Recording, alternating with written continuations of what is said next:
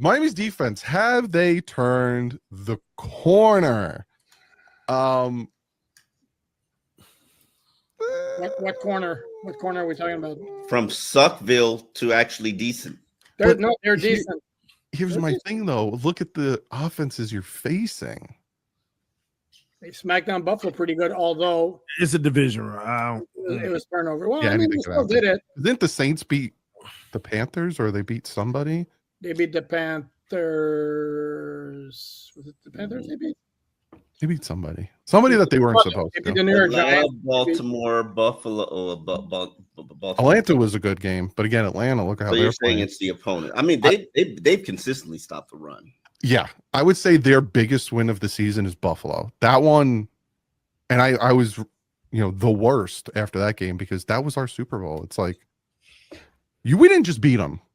They barely beat us in Buffalo. We beat the crap out of them. So that's a game where the defense and, again, you saw Josh Allen on the sideline looking like he was about to throw up. We did our job, but it's like, you look at these last two games. Can you really gauge it off of playing the Saints and Washington without Jaden Daniels? And without the Saints opening day starter, Spencer Rattler. Let's not forget that. I'm kidding. And without their scat back, I can't remember his name. Alvin Kamara. Yeah, and they played Washington without not only Jaden Daniels but without Terry McLaurin. Yep. So. Wow. So we're saying the defense has not arrived yet. We're saying not arrive. It's playing definitely better than it did earlier in the season. And what they're doing, 7 takeaways in the last 3 games after 7 takeaways in the first 9. I want to jump to TD because he said something very interesting before we came live about Zeke Biggers and Jordan Phillips. Oh, because he noticed something. Go ahead, TD. Yeah. Well, first off, had they turned the corner? I'm gonna say not for another 3 weeks. We actually, in my opinion, won't know officially for another 3 weeks. Week 16, Joe Burrow, and that weaponry show up then, and then I'll believe you turned the corner because I do believe in the competition level, especially when you're playing young quarterbacks or backup quarterbacks, and you can really get at them. And Weaver, he's always done that. Even when we play bad against the run, he still can get at those young quarterbacks. So I'll know when we play the Bengals in week 16. If they keep up this level of play and stamp it in that game, then yeah, we're building on something. But one thing that Doug is alluding to, a big reason why, in my opinion at least, that they have been playing a lot better, those guys up front in those trenches in the middle. And I'm not talking about Kenneth Grant. I saw a little bit of flash from him, but I don't know about this week. But Biggers and Phillips, which, you know what, Phillips, I'm gonna catch you some slack. I'm gonna give you some props because you was the Shador pick. Now I was gonna say I was gonna be watching you. So hey, you're doing your thing. He's doing his thing. And you notice it on film. These guys are actually having some disruptability that Christian Wilkins didn't even have early on, in my opinion. Again, disruptability. Love that word. Okay. Awesome. Love that word. Gonna get merch. Finishes out, baby. Ability. But no, because they make me feel good because when you see young guys like that this time of year, season's almost over, you're on the back stretch playing like that. It's like, hey, do we got 2 guys that automatic that we can pin in for the future to potentially be the starters, like not controversial starters of rotation, but be the guys to replace however you pronounce it, Sealer, yeah. To at least I prefaced it. But yeah, to replace him and hold it down. We might have 2 young studs to hold it down for the future, building blocks. And they have upside. So that's all I'll say. Yeah. And to piggyback off your point, it's at this time of the year where college football starts to, go down. This is where the rookies start to gas out. The rookie wall. Yeah, because they only play for a certain amount of time. And seeing these guys start to elevate, I think that also has a big factor to do that they weren't seeing a lot of playing time in the beginning of the season. We were seeing more of the vets out there. Which was neglect, but no, never mind. Yeah, tell me about it. More about Biggers. He loved them some Biggers. Oh, he loves him some biggers. Jalen Waddle. He went from being a top 10 in receiving yards to I think he's like down to like 17th, if I'm correct on that one. He has like 700 and something receiving yards. He got 5 games left, so he can break 1,000 if he's targeted more. Do you guys think Jalen Waddle will get to 1,000? Right now, he's on pace for 1,080 yards. If he continues to average 63.5 a game. The problem is when teams take him away, like New Orleans did so efficiently, Tua has to go elsewhere. And unfortunately, there is no elsewhere to make you kind of take away that double coverage or try to play the Dolphins honestly. To me, I think this comes down to, the fact that you do not have another weapon on the opposite side. And I know Cedric Wilson's getting more run. He's probably developing a little bit more chemistry with Tua. But just imagine where you're coming from and how bad this offense has been from a skill level standpoint, to the point where you're basically banking on Cedric Wilson, Greg Dulcich, and Daniel Brunskill to jumpstart the offense. Like that's how poorly constructed your roster is. Let me ask you a question, coming from like a player standpoint. When these guys get double covered and essentially get taken out of the game, does it piss them off, or do they kind of see it as, hey, I'm the best, they're trying to take me out of the game? It depends on the player. Waddle, I couldn't find anything that would piss Waddle off. He's everything's funny to him, and he's so egoless and non-diva that he's fine, but he does want to get to 1,000. I mean, it's important to him.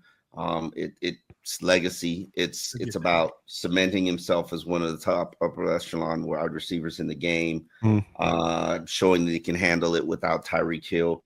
But to me, Sleeper is the #1 fantasy sports app. It pays to know sports. Pick more or less on top players. Your first pick is on us, so start winning now. Play in Texas, Georgia, Minnesota, and 27 more states. Pick anytime across all sports, pregame or live. Over 10 million players are already on Sleeper. Make your picks count. Score up to 1,000 times your cash. Join today. Get up to $100 credit using the code HMA. Call your shot on Sleeper. Download now. I don't know. I wouldn't do anything other than double Jalen Waddle. I mean, if you're going to play the Miami Dolphins, double Jalen Waddle and let everybody else beat you. I mean, Darren Waller isn't even an every down player. Okay, when he comes on the field, give him a little bit of extra attention. But, do you have to defend anybody else on his team? Not really. Well, you have to put somebody around him. Otherwise, if my 16-year-old son could go out there and run 20 yards and be in the open field, and chances are he'd catch him. Yeah. I just need one game check. Waller, by the way, is going to play more and more. He played like 28 snaps against the Saints. That was his first game back. Logically, he's going to play more. Logically, he's going to get more than 3 targets, and he got only 1 target in the second half. That was that one in the end zone that floated. Dolphins may need to make use of him. I think Malik, even though they don't use him that way, I think has some route running ability down the field, even though he's not a speed guy. Do you think Waddle will get to 1,000, Alan? I don't like the fact that they're playing 3 of their final 5 games in potentially cold weather situations. Not only cold weather, also could be windy, which doesn't help the passing game. Jets, Pittsburgh, and New England. They do play Cincinnati, which is not a good defense. That could help. Tampa Bay, I don't even know how good their defense is. I know Tampa Bay is usually really, really good against the run. I don't know if it's the same thing this year. I think it's going to be really, really close. I would probably say, let's go. He barely squeaks by and gets 1,004. I think Mike's going to make sure he gets it. But I also want to point out, Mike praised himself for not overutilizing Darren Waller. And that's just, that's honesty right there. Oh God. We'll get to that because that's the next question. TD, do you think Waddle gets to 1,000? He'll hit 1,000 based off of the way this team's operating now. I can guarantee him 40 yards a game. And that's 200 right there. And he just need another 40. Tua's going to every week throw up one of those prayers. And we're going to, out of 5 of them, we're going to get 2 at least. So, yeah, he going to hit it. And it's going to be him. He's the only one that's going to go down the catch. So it'll be him.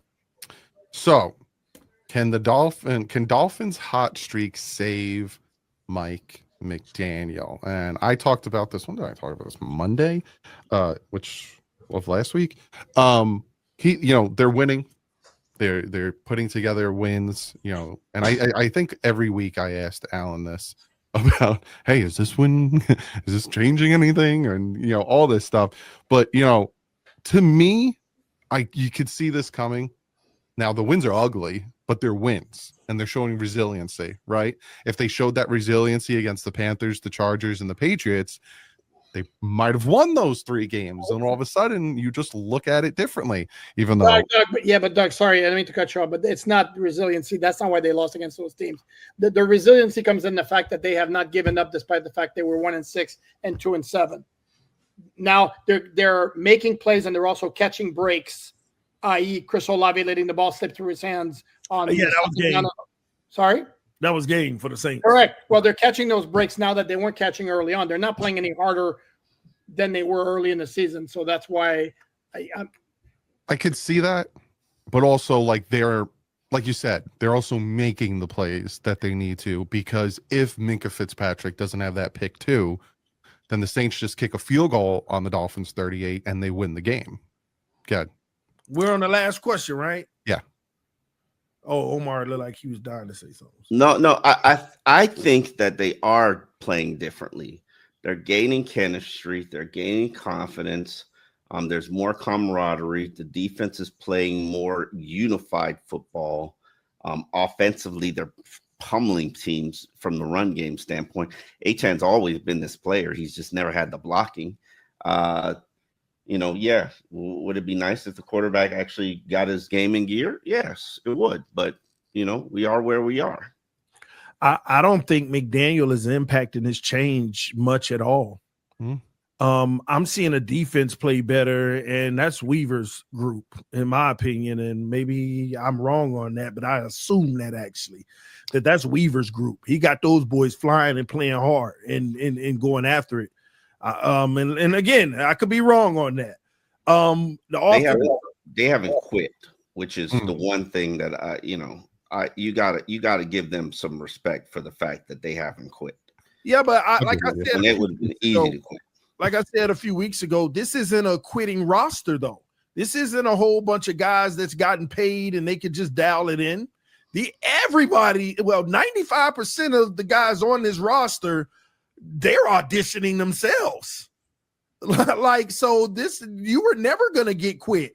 And guess what? The number one person who doesn't have to audition is the one that's playing the worst. And the second person who don't have to audition, he making some plays, but not for the extension ceiling.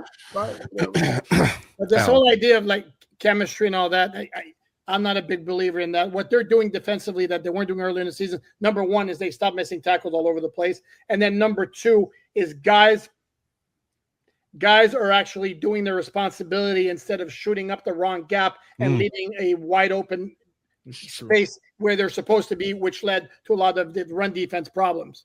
And offensively, Achan got blocking in 2023. I'm sorry. You didn't rush for 203 yards against Denver by himself, as good as Devon Achan is. And this notion that the Dolphins are pounding opponents with the running game, I'm going to accept it to a certain degree because now they've regressed in the short yardage area where they actually were good early in the season. Now they've started sucking again. Like that early Ollie Gordon play where he got killed for making the lateral cut. Generally, it's a major no-no. Guess what? If he goes straight ahead, he's getting stuffed anyway. Yeah, he tried to make something out of nothing. Yeah. Right. So let's get to these donations because we're running out of time. Shout out to everyone in here. 885, only 298 likes. Be sure to hit that like button. Be sure to hit the subscribe if you are new. We appreciate every single one of you. Mall Security with the $5 says Dolphins once again playing down to their opponent, although this is a good sign in this case. Thanks for the streams. We appreciate you, Mall Security. Garp Gump with the $2 donation. 1990s Redux. JK. Well, I'm missing that. Because this fine gentleman has been on this kick the whole year. Early on, when the season started, he thought, I have a feeling this team's going to look like the 1990 Dolphins, who, after being 8-8 the previous year, wound up going 12-4, didn't win the division, but they made the playoffs.